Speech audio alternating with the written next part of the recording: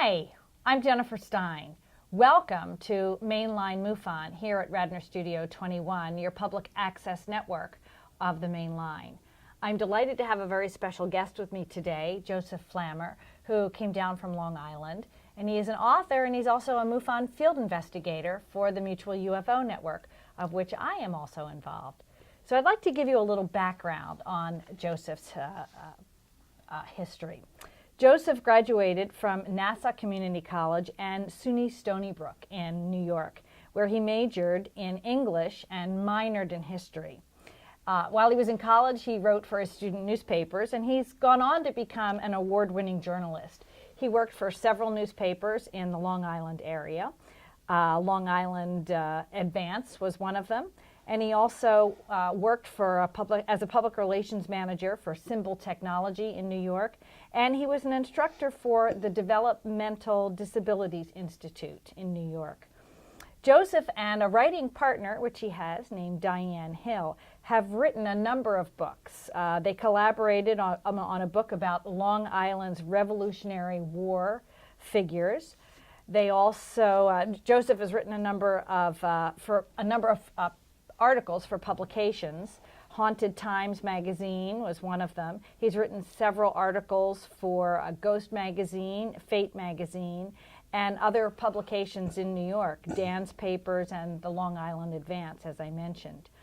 They also wrote 3 books together about Long Island's subterranean paranormal world, which I don't know that much about, but we're likely to have you come back and do a whole presentation on ghosts in New York. You've been quite prolific writing about that topic. Joseph, as I said, and his writing partner have researched some of the mysterious places in New York, like Montauk. They've also researched the haunted battlefields of Gettysburg and Harper's Ferry, West Virginia, and other places in Maine and Vermont, New Hampshire, and Tennessee. They've also appeared on the Sci-Fi Channel's Ghost Hunters program. Their research was the subject, actually, of a production called The Ghosts of Gettysburg and also The Ghosts of Sweet Hollow Road.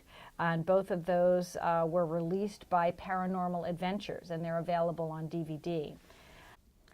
Joseph Flammer and Diane Hill have written numerous books. Long Island's Most Haunted, A Ghost Hunter's Guide in 2009. They've also written Long Island's Most Haunted Cemeteries, which was released in 2010. Ghost, Ghouls, Monsters of Long Island, which was released in 2012. And they're currently conducting research on a book which will be called Long Island's Ghost Stories. Joseph has also written books on the UFO topic. He's written 2 books. One is UFOs Over America, The Scariest Cases, and UFOs Over Long Island. Joseph came to speak to our Mutual UFO group here in the Mainline, and the UFO topic was what we've focused on, and that's what we're going to be discussing today. So welcome to Radnor Studio and Mainline MUFON. I'm delighted to have you come. Delighted to be here. Last night's lecture was stunning, and for any of the viewing audience, if you're missing these lectures, you can actually view them at MUFON TV.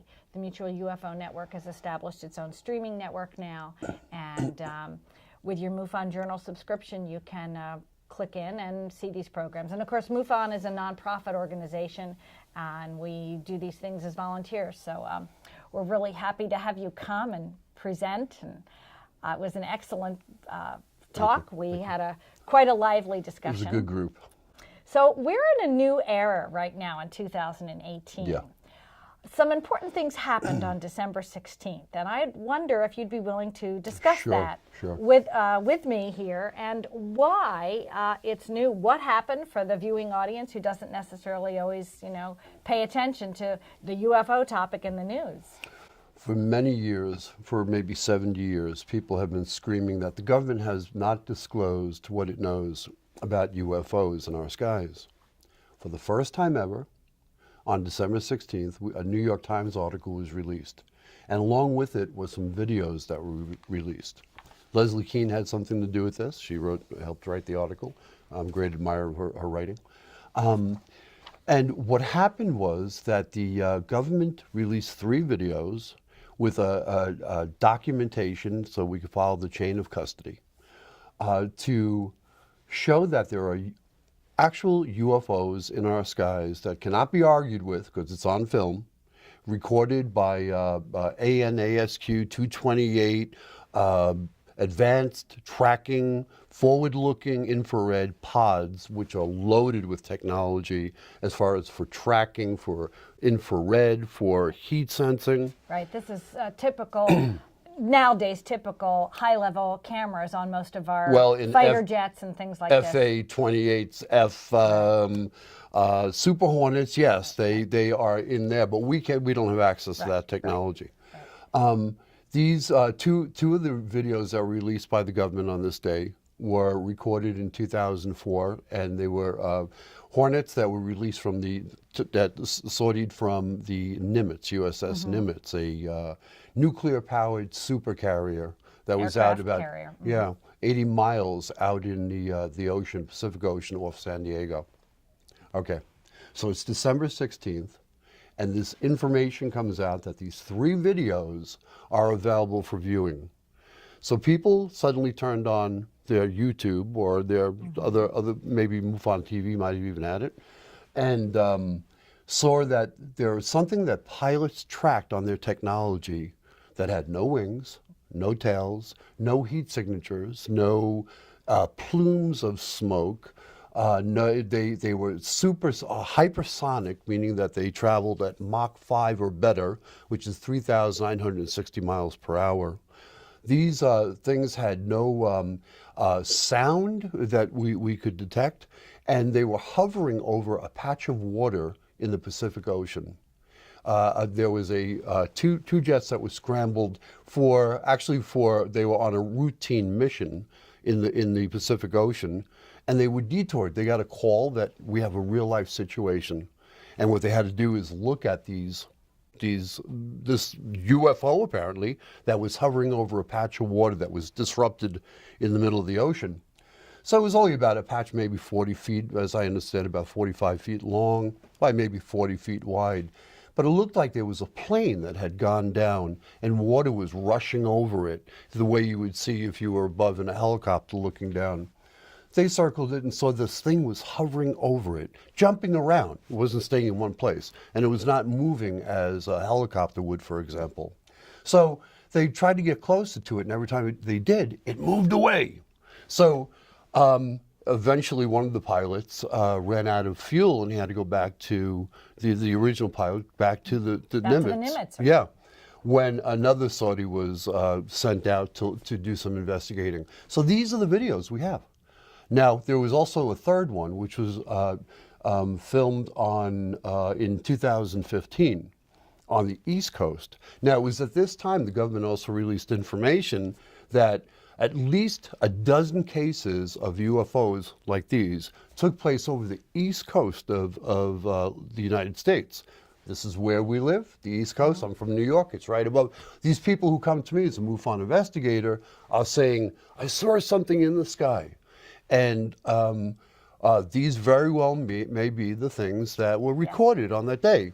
Now, these are multiple. When these jets went out to look at this UFO, it wasn't alone. There were others. And after these 2 sets of jets went out to investigate, the thing that had flown away, and it's on the video, you can see it move away from the jets, comes right back to that patch of water.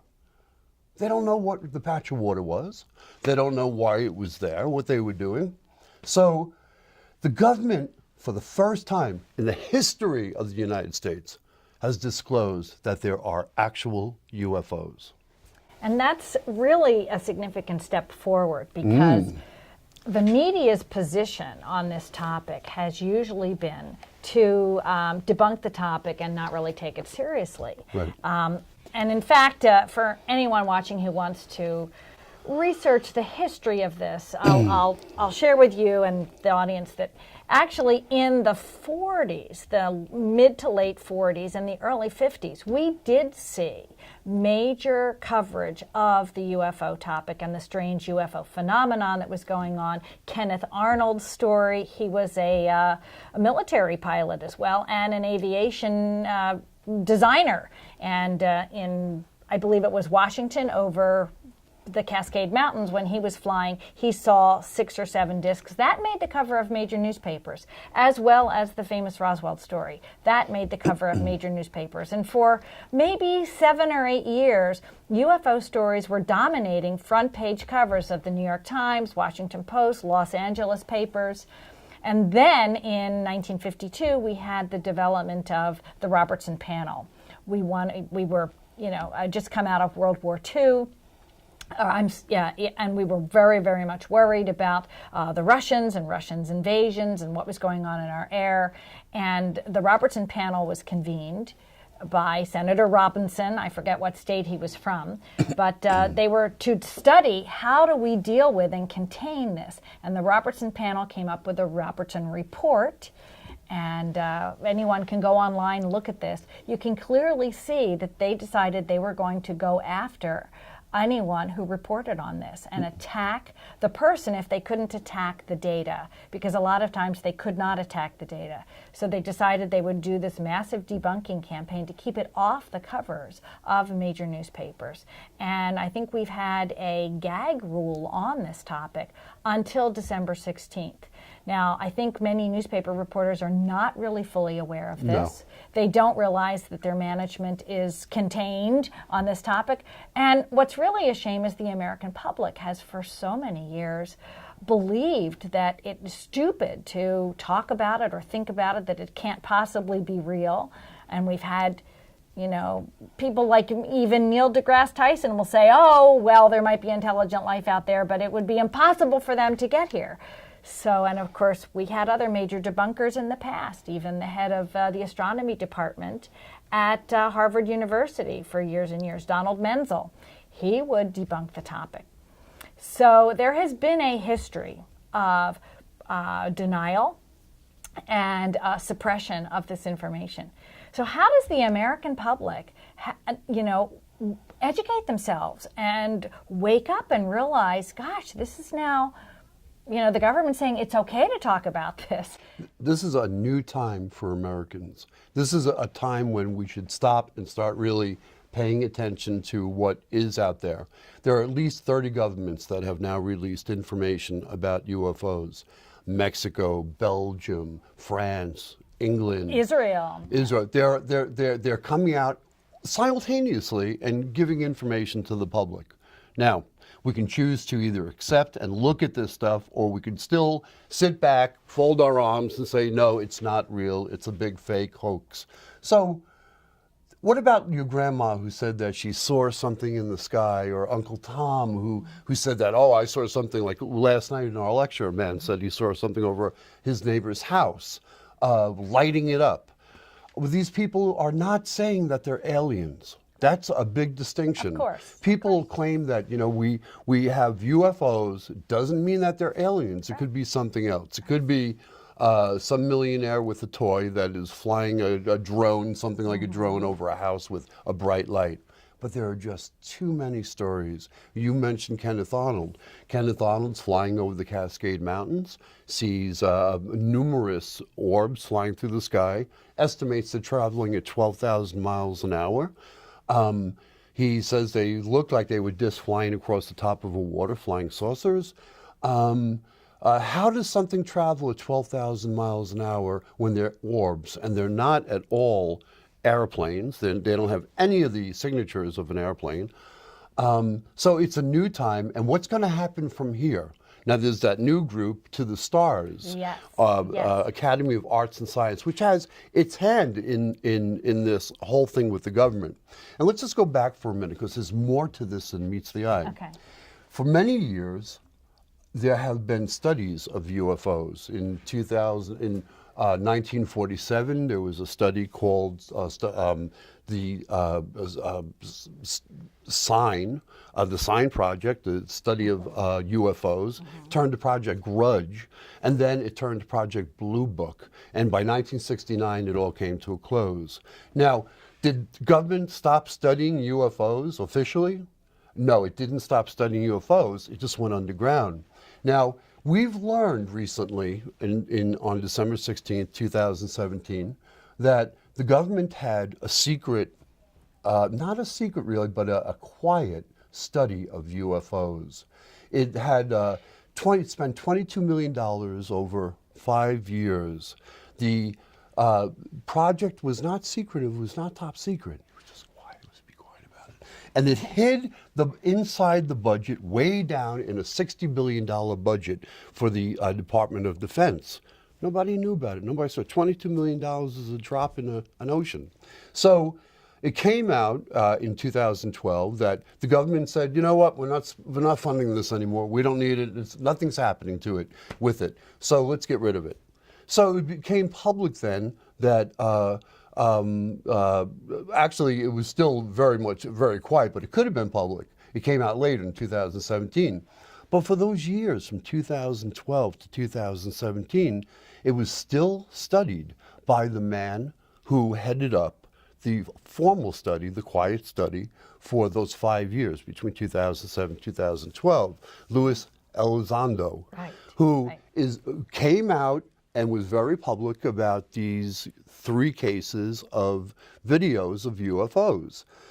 He made a splash with this group to the Stars Academy of Arts and Science. They joined together, made an official statement that they're on the job here, that these things are real, and they put it together so that the public could see it. Right, so anyone in the viewing audience who's interested in researching this, if you Google Tom DeLonge and To the Stars Academy, you can find online a video.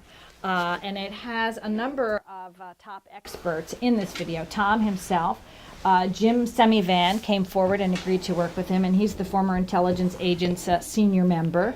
Hal Puthoff, who for years worked at Stanford University. He was involved in remote viewing research. He worked with Ingo Swann. He's currently the head of, he's a physicist and the president of Earth Technologies International. Stephen Justice was the former program director for Lockheed Martin. Luis Elizondo, who was head of a special program at the Pentagon, which was tasked with the job of identifying space threat that was coming in. What was the name of this department? The Advanced Aviation Threat Identification Program. So this is quite, significant. And Chris Mellon, he's the former Deputy Assistant and Secretary of Defense and Intelligence. Real heavies. These are not fooling around people. These are not just fighter jets that are reporting this, right? Or astronauts that are former reporting CIA this. heads. Or former CIA. These are very significant people coming forward. That's why it made the cover of the New York Times. Right.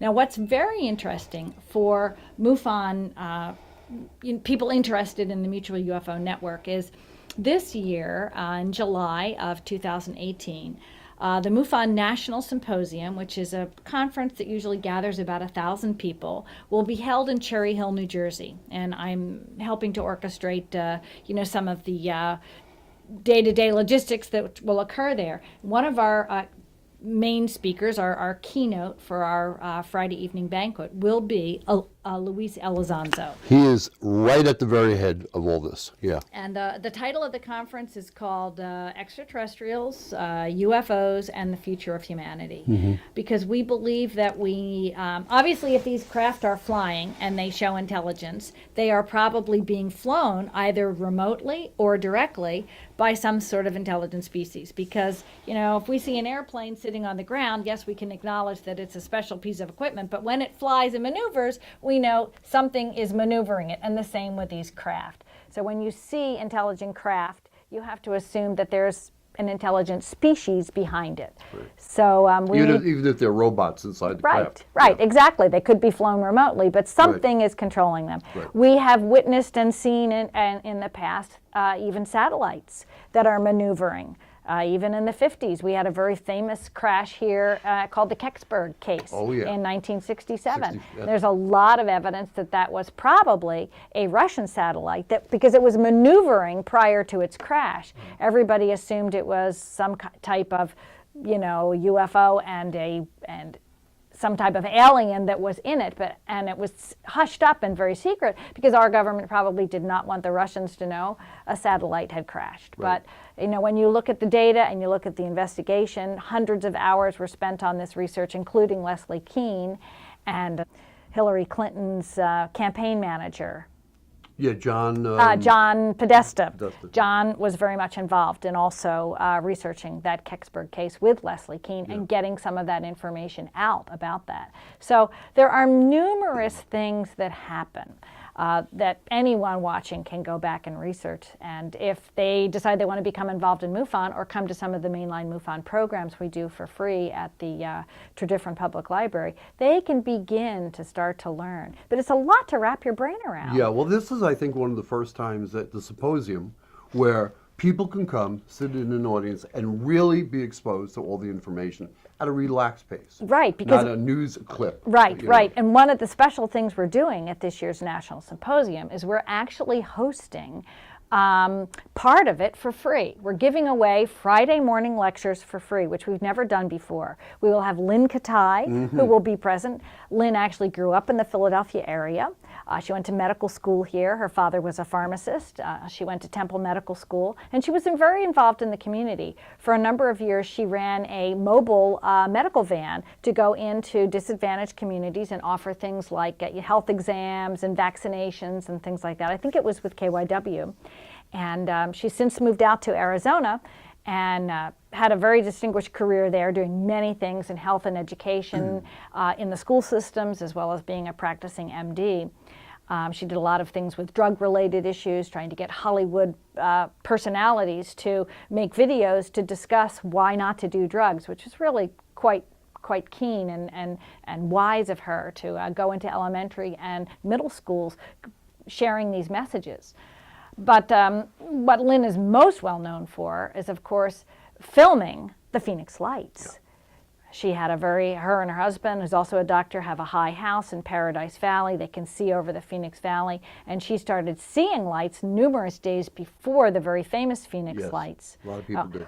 Tell me what you think is significant about the Phoenix Lights event. Well, first let me say that one of Lynn's statements, one of the things that scared me more than anything I ever heard about UFOs, and that is she has, as you said, a house perched on the side of a mountain overlooking this great valley. And she saw UFOs, a lot of people saw UFOs before and after the great March 13th, 1997 viewing of what looked like an enormous triangle flying across the sky.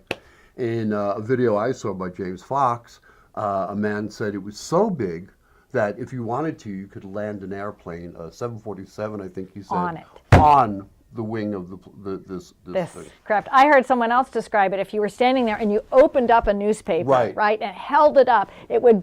This thing was bigger than what that newspaper would cover. Now, Lynn said that she saw this. She recorded the UFO, but days after now, she spotted out in the hundreds of yards away from her home, 2 UFOs just sitting in the sky, still, and she saw that they sort of like blinked out, they evaporated, they went someplace, but she felt for a long time after that they were still there watching her.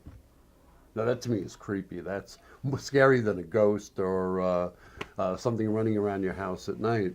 But yes, it's a really significant event. Yes. But can we go back for one more minute? Of course. To the December 16th event. Yes. Now, part of the importance of this event was what happened to the $22 million. That's about $4.5 million a year that the government spent. What did they do with it? Well, it turns out, according to the information that we have, that the money went to Robert Bigelow. Now, this was arranged. Robert Bigelow heads up Bigelow Aerospace out in Nevada, Las Vegas, Nevada. Now, he used the money to rent out space where they could study some materials that had been floating around ever since Roswell. And these materials, like kryptonite, if you had them on a table, have an effect on human beings. They make people feel strange, behave a little oddly, from what I understand.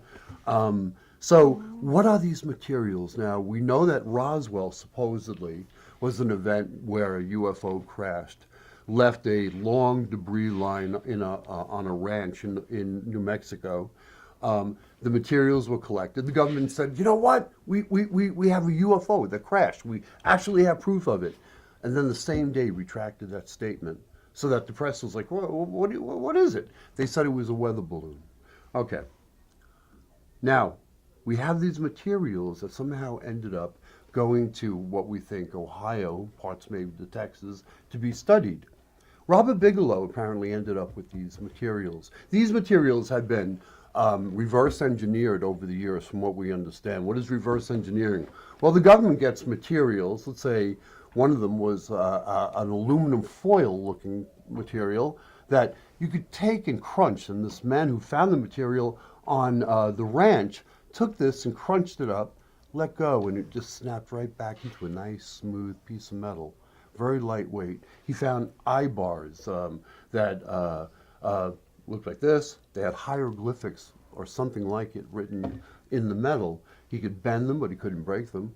Found pieces of what looked like wood, balsam wood. Very lightweight. You couldn't break them, couldn't burn them, tried.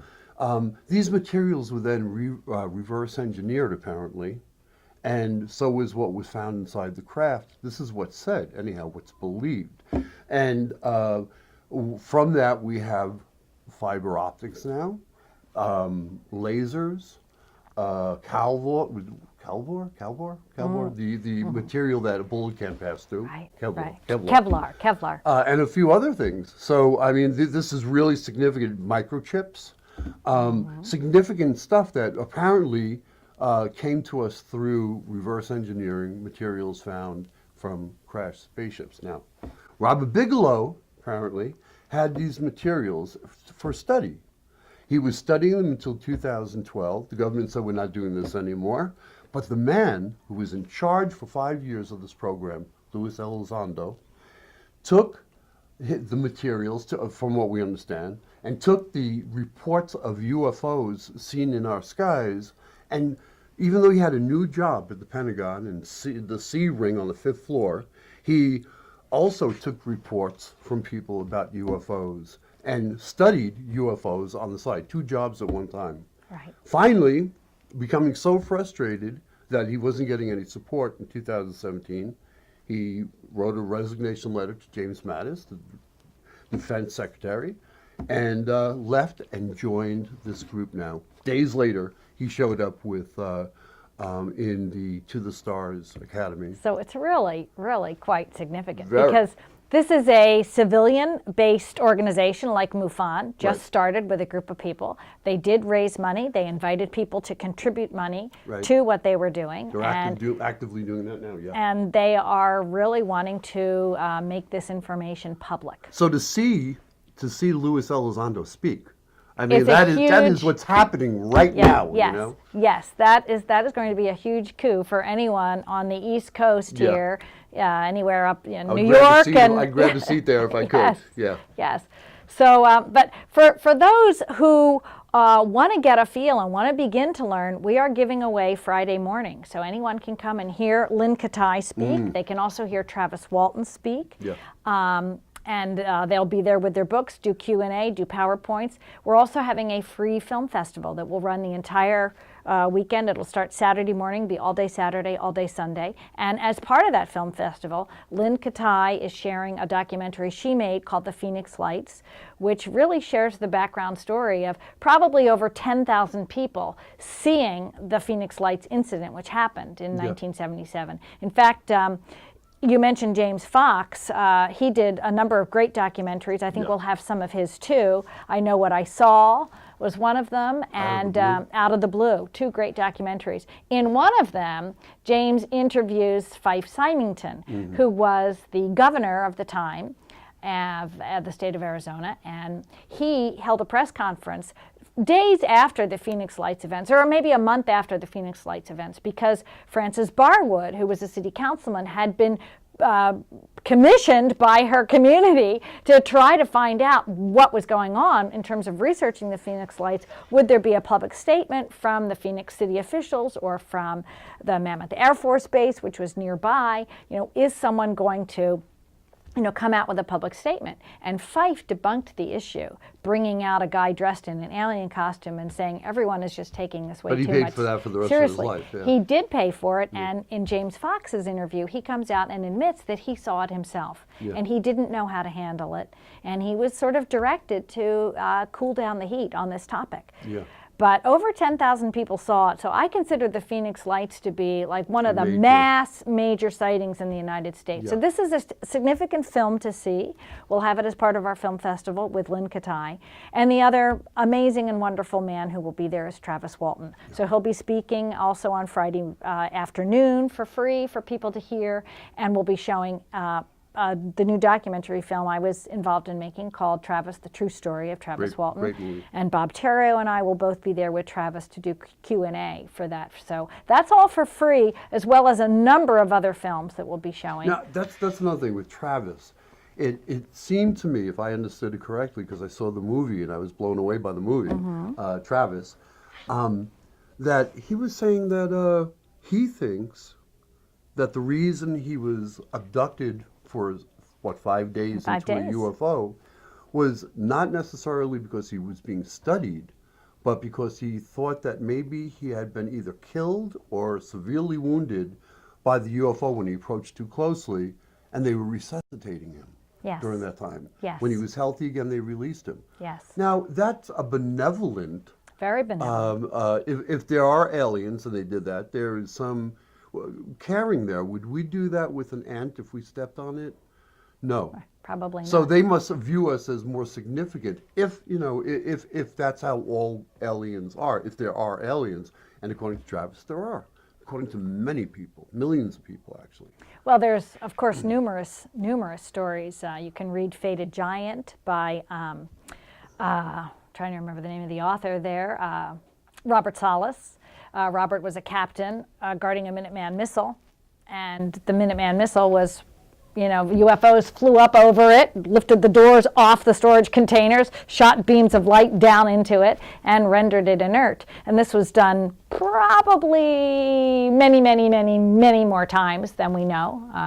I don't really want to guesstimate, but there are 7 or 8 other military people who have said, yes, that happened on my Air Force base as well when I was in the military. This was in 1967. Of course, there's the famous story from the Rendlesham Forest in England, where you have the 2 military bases side by side, the British Air Force Base, the Royal Air Force Base, and Bentwaters. This was in 1980, right when Gorbachev and President Reagan were kind of having their build-up, their public arguments, and sort of having an arms race. And we were storing weaponry there. We were not supposed to on British territory in underground bunkers. And UFO crafts came in and did the same thing to that. So I can only hope that they have the technology to maybe help protect the Earth, because it seems to be that they have been doing this. Yeah. I spoke to a man, one of my cases as a MUFON field investigator, a man before, on his deathbed pretty much, wanted to reveal what he saw. And he got in touch with me and told me that he was based in Seneca, New York. It no longer exists, it's now a state park. But at the time, it was a Air Force base. And he's, might have been Army. And he was stationed there. And it was 11,000 acres big. His job was, as military police, to work with the crew to guard a facility that was wrapped in barbed wire in the middle of this place. And what they did, he revealed, was they built the nuclear heads for missiles. And people would show up at 6 in the morning and start their shift, and they would go inside and do what they had to do to build it. When it was completed, it would be put on an aircraft C something or other, and it would be flown off an airstrip right on the base to destination unknown. Now, he said that it was one morning, he was stationed up on a hill overlooking the facility, and he was with 4 other guards, and they were all very tired. They had been doing, now they're on a second shift. They were doing the overnight now, and they were all, he said, go to sleep, relax, I'll keep an eye out. If anything happens, I'll wake you up. So he said he was starting to drift off a little bit, and it was dark out, and a light came out of the sky, flew right over the facility. A light shot down into the facility, went back up, and took off. And he said he would have woke up the guys, but he was so stunned, it only lasted 5 seconds. He didn't know what to do. But it was some intelligence coming down, doing something that he didn't know what. Mm-hmm. So yes, Well, there's some attention paid to the nuclear problem. and here. of course, we have them showing up over our nuclear power plants. Right. They are all the time, and those are no-fly zones. You're not allowed to have aircraft over them. No. But that's been reported, of course, in New York. You had some very famous stories of that in the Hudson Valley. The Hudson Valley. It's in Erie, Pennsylvania. It's been here in Limerick. Many, many, many reports. So. In the Hudson Valley, there was one that flew over the Indian Point power plant, reportedly.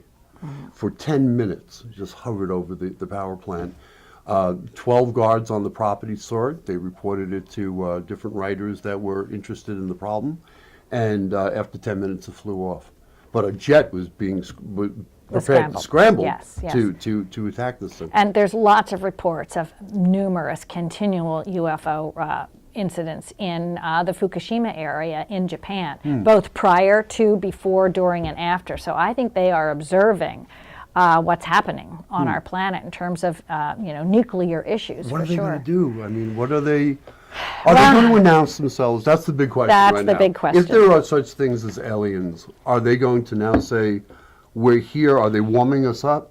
Is this a slow dripping of information, and one day they're going to end up on the lawn of the White House and tell us that they're here? My opinion is I don't think that they will. I think that they have wanted to remain in the background. I think they are controlling their the secrecy of this issue just by the elusiveness with which they blink in, blink out, appear, disappear, fly around our jets and helicopters and all sorts of things investigating them.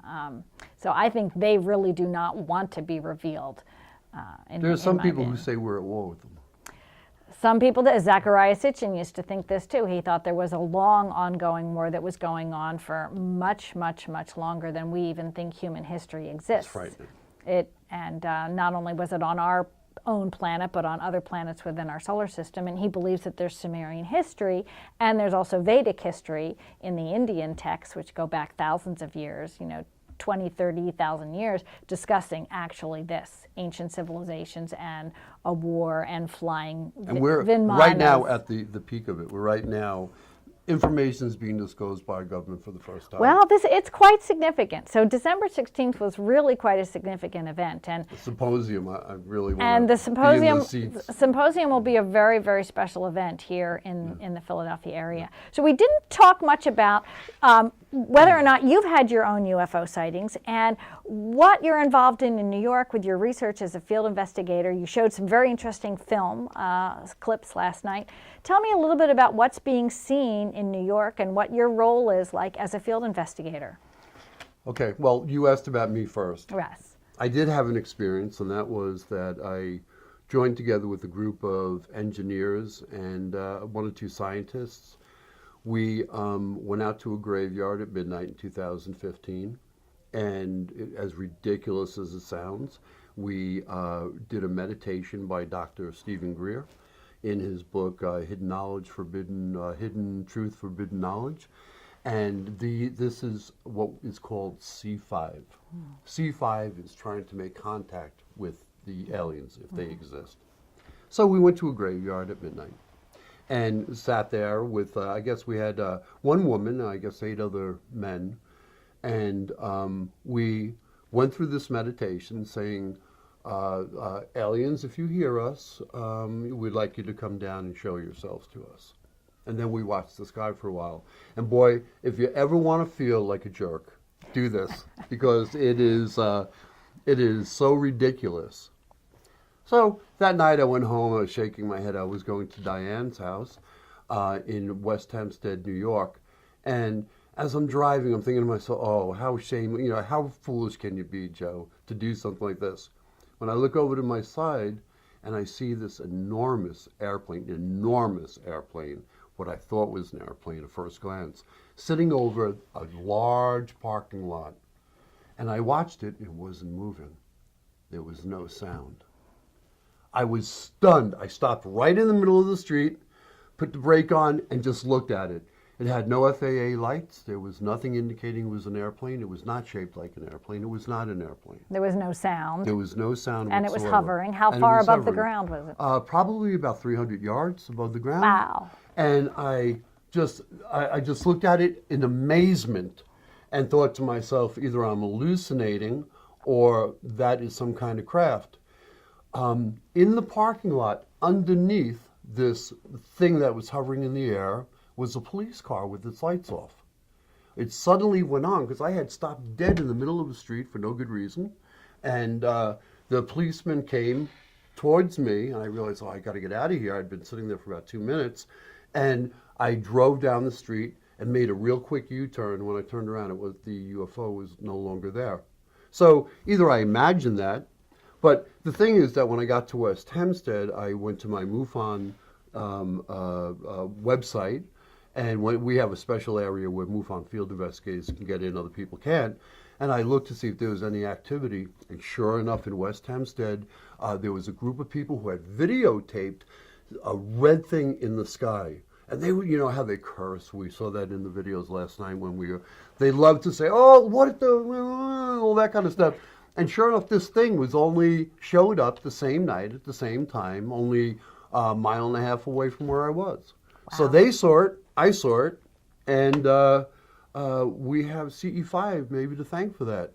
I had a lot of weird experiences after that I can't say for sure were UFOs, but what am I doing on Long Island? What's going on Long Island? Long Island is surrounded by water. Now, I cover the Long Island and also the Hudson Valley of New York. The Hudson Valley has the Hudson River going through it. Probably more than any other place in the United States, the Hudson Valley has been recognized as a UFO-infested hotspot.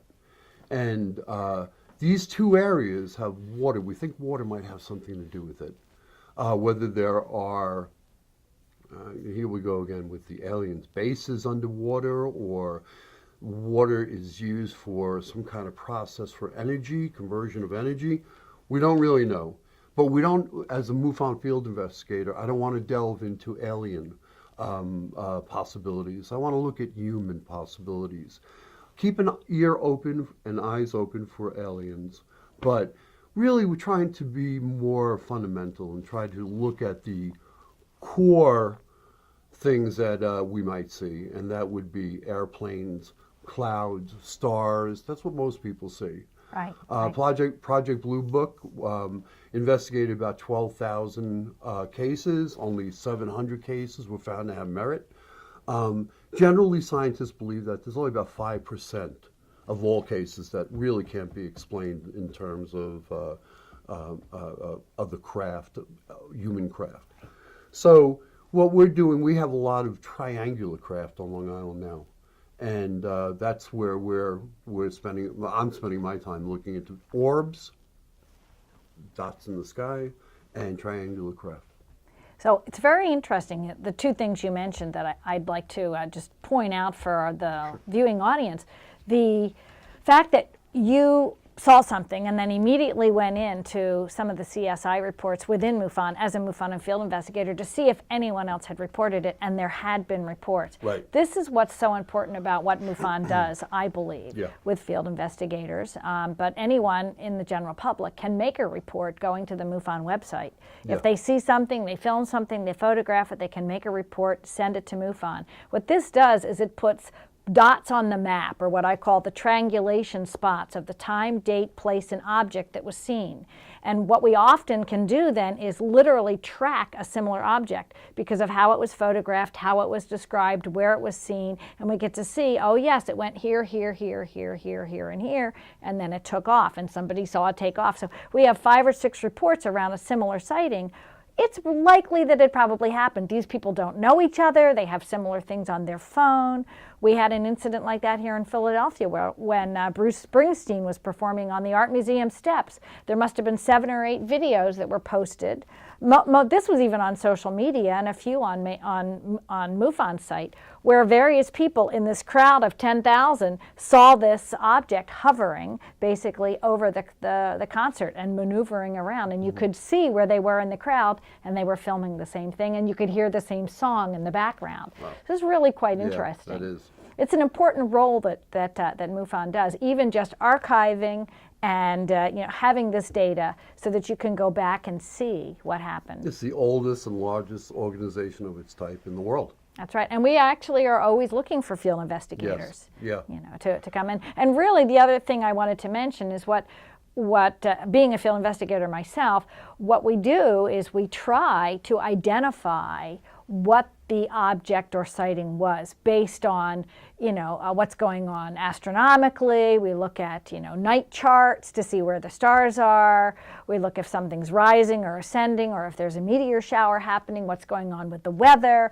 We look at FAA reports. We talk to air traffic controllers. We see if they saw anything. We talk to military representatives, and we try to find out if there's any way we can define what was seen based on the typical known facts that we have. And when we can't, then it goes into the unknown file. Right. Right. It's a lot of work. It's a lot of work. It can be a huge amount of work. Yeah. Right. And as we like to say in MUFON, we're doing the work the government isn't. Well, they're probably doing it too, but they won't give us access to their data, so we have to do it ourselves. Exactly. And I'd also like to mention that many people within MUFON are ex-military people. Yes. And many police officers, very high-level people. Yeah. A lot of people with security clearances, with engineers and things like this, and people who were, in many times, involved with moving, storing, protecting arsenals of some sort, nuclear weaponry in many cases, or they were on nuclear ships, submarines, and aircraft carriers and things like this. We have Stanton Friedman, nuclear expert. Yes. Some Kathleen Martin, some yes. very good experts. Very high-level people. Yeah. Right. In fact, Kathleen will be at our national symposium here in amazing. Philadelphia. I take my hat and off she'll to be her. directing some experiencers programs early, both Saturday morning and Sunday morning. Now, she feels I had some correspondence with her where she says she feels she had experiences herself, but she's, of course, the niece of Betty and Barney Hill, who had claimed to have been abducted in 1961 while going through the Franconia Notch, New Hampshire. And they didn't want the attention at all. No, they did not. They were just fun people going out on a trip, coming home, and next thing you know, they're inside of a UFO. So, and a lot of people during that time had experiences, and they still do. Yes. So we're trying to stay away from the alien thing, but it's hard. It's always gripping. Yes, it is. So we just have about 5 more minutes. Is there anything we didn't cover that you would really like to cover? Probably everything. There is so much to talk about with UFOs and aliens and where we're going as a race, this space itself, galaxies, what we're going to do on the new frontier of this universe. Yes, we're talking about having a manned mission to Mars in 2023. I think it's something NASA has officially announced. So we are just starting as a species, really. I hope we have time to really develop it before some people say we blow ourselves up. And maybe that's why, if there is another species here, maybe that's what they're doing. They're trying to figure out how to help us. I hope that they are beneficial to us and benevolent, that they don't kill us off. Right. Well, they might be here for some natural resources. Our Absolutely. Earth is a lovely habitable planet with many rare earth minerals and things like this. So we are of the solar system and of the universe. Right. We have minerals in us that are of the stars. We are of the stars. This is where we belong. This is where we are from. And this is where hopefully we continue to grow and go into. And I think MUFON recognizes that. And we are an organization that's trying to educate people. Now, at the symposium, I hate to keep harping on the symposium, but to hear what happened December 16th And what may happen with disclosure in the future is of great importance to every human walking on this planet. Yes, yes, yes, it really is. And I'll also share, we'll put this up digitally for you, but to belong to MUFON, you can belong as a journal subscriber. And one of our articles, you can get back articles, we did a very in-depth expose on December 16th so that people could digest it and understand it. Yeah. Because if you just go back and find the newspaper clipping and you read it, you may not realize what is so significant about this. So we digest it, take it apart, go into the backgrounds of the various people working with Tom DeLonge. We interview them, and we share some historical information about the government's denial of this issue in the past and why this is really significant going forward. So anyone interested in joining MUFON and getting the journal, I would highly recommend you ask for that back issue, because it's the beginning of an educational process going forward, which I think is going to change. And this topic is one in which you have to self-educate yourself on. You can't go to Temple University and take graduate with a degree in ufology. As significant as it is, you can't do it. Not yet.